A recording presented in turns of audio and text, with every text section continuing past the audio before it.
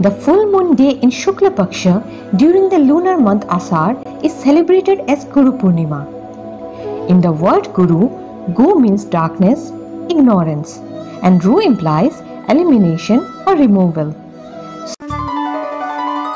உலகமெல்லாம் ஓடி உனை தேடி நானேங்கவோ உயிருக்குள்ளே ஜோதி விழி மூடி அதை பார்க்கவோ உனை பாட மொழியுமில்லை உனை காண விழியுமில்லை இறைவனருளே உனதடி சரணமே அடைந்து விடவோ கலந்து விடவோ நினைந்து விடவோ